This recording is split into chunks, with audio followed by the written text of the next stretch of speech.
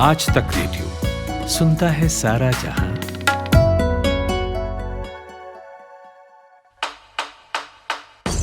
नायक और खलनायक, विद्वान और महारथी, कला के ऐसे सितारे जो अब भी आसमान में चमकते हैं, और ऐसी हस्तियां जो इतिहास में अमर है। उजले व्यक्तित्व के धनी भी और स्याह पहलुओं के लोग भी। ये वो लोग जो मशहूर हैं।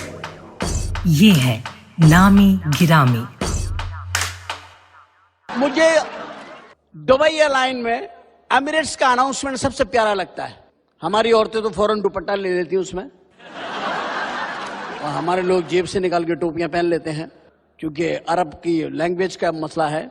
हम जब फर्स्ट टाइम वहाँ गए थे 79 में, तो एक जगह अरबी लिखी थी, तो मैं चूमनी शुरू कर दी, तो किसी ने मुझे समझाया कि भाईजान ये बाथरूम है। मैं कहा अच्छा माफ कर। लेकिन मुझे एमिरेट्स अच्छी लगती है, बेहतरीन एयरलाइन। अनाउंसमेंट बड़ा प्यारा है। بعد الصباح فاللي قال لي تقبل وقعت ماما ولا ما يخش متيته وانا قايله بتقبل بابا زو الاشياء ضروري ما بيتقل ممنونه طول الغال الشرعي حركات الممنونه ما يتقل لاي السزاء موت سعودي عربيه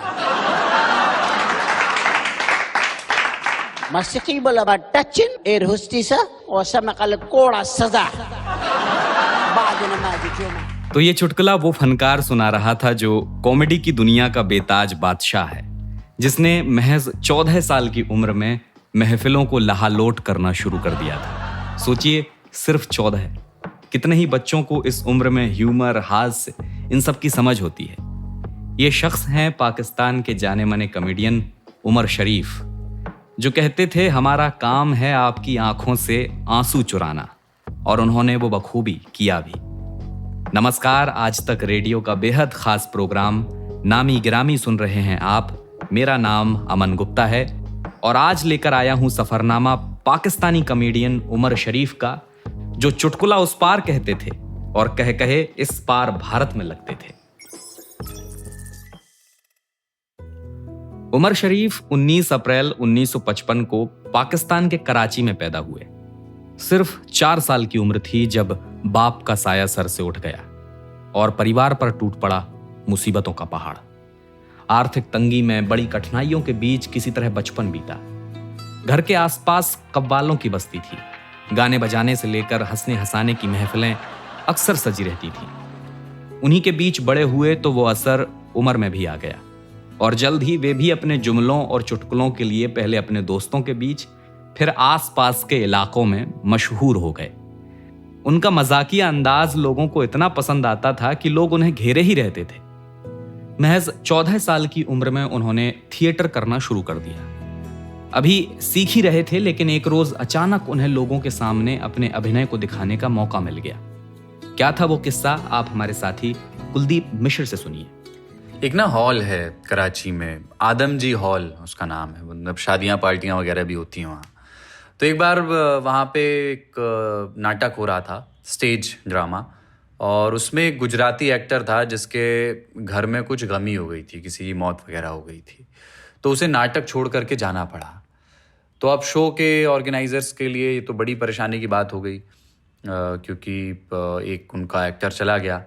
तो शो से ठीक 2 घंटे पहले उन्होंने उमर शरीफ को बुलाया और उमर शरीफ को रोल समझाया गया। ये 2 घंटे पहले की बात है। रोल था एक ज्योतिष का, और उमर शरीफ बढ़िया मेकअप वगैरह करके तैयार हुए, और इस नाटक में उनकी जो एंट्री थी वो 3 बार थी एंट्री, और रोल थोड़ा कॉमेडी वाला था, और उमर शरीफ तो थे ही भाई कॉमेडी के किंग।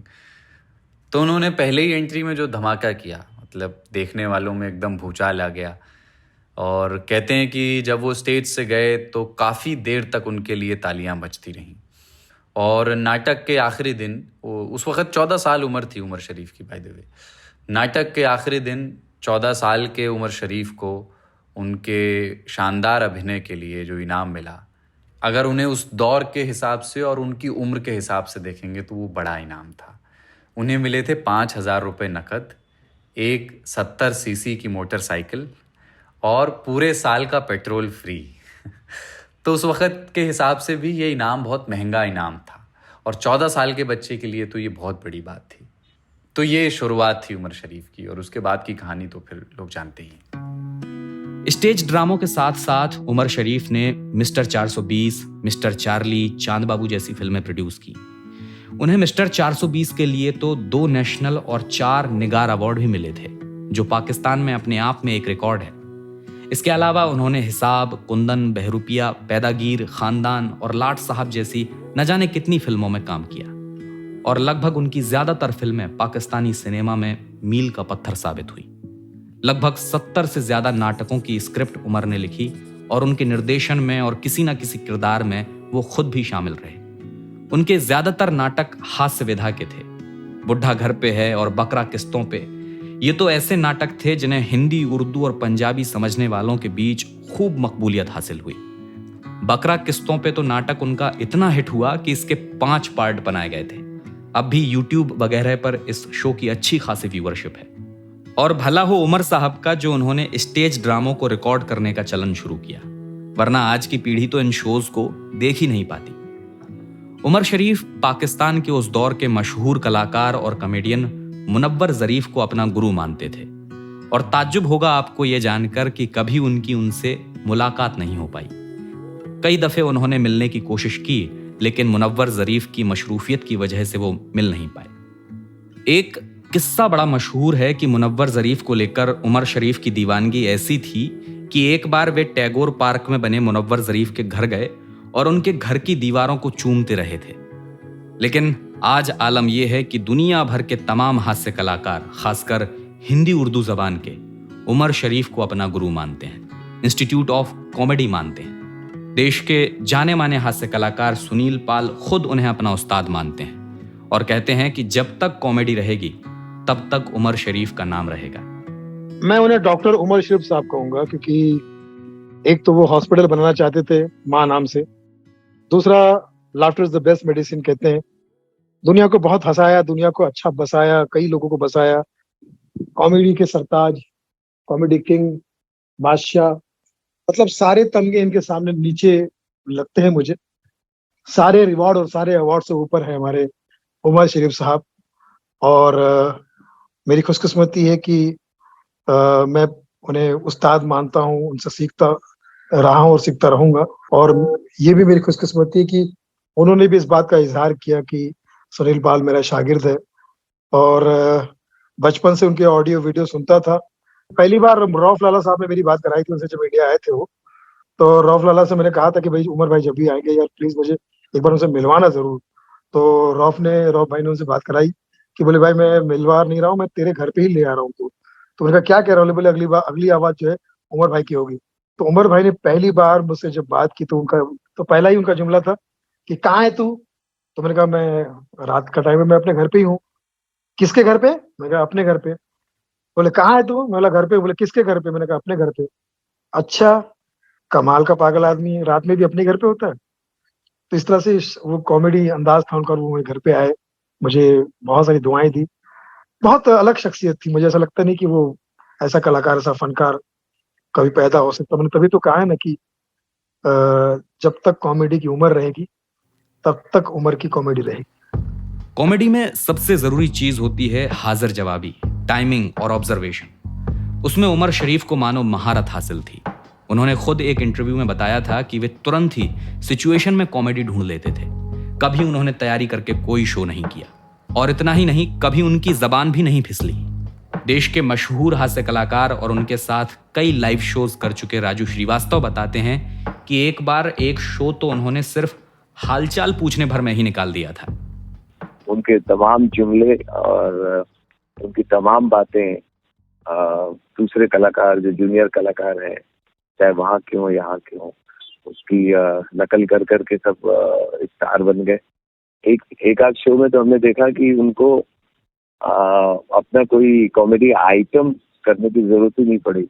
वो माइक लेके आए और ऑडियंस से बात करते रहे, हालचाल पूछते रहे, कैसे भाई, कब आए, बैठ गए आराम से, गाड़ी कहाँ पार्क की, खाना खा के आए हो, कभी खाओगे, अच्छा शो के बाद खाओगे, ये पूछते रहे। और इतने मजेदार अंदाज से पूछ रहे थे कि वो लोग हंस के गिर पड़े। उसमें ही 1 घंटा पूरा हो गया।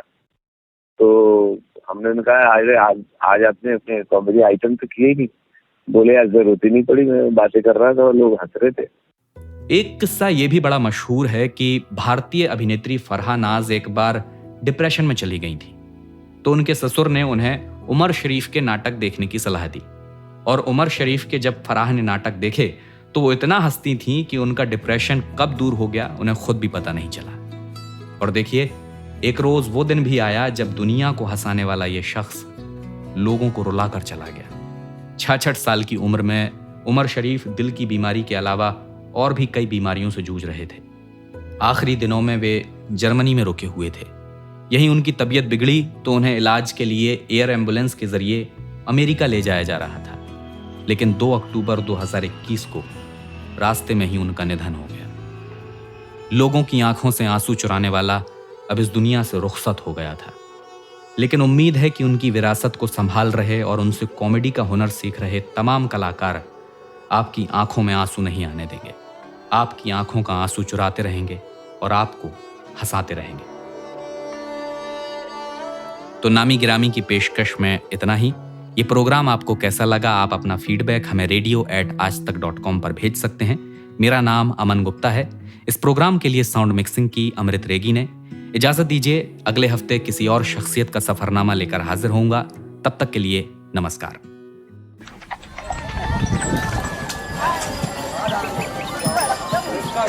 ऐसा है, खेल इस बात का है ये नहीं कि आप कितना कमाते हैं, खेल गुरु इस बात का है कि आप कितना बचाते हो। आप कैसे बचाएं? ये बैंक और बाजार की ये टेढ़ी मेढ़ी बातें गले तो उतरती नहीं हैं।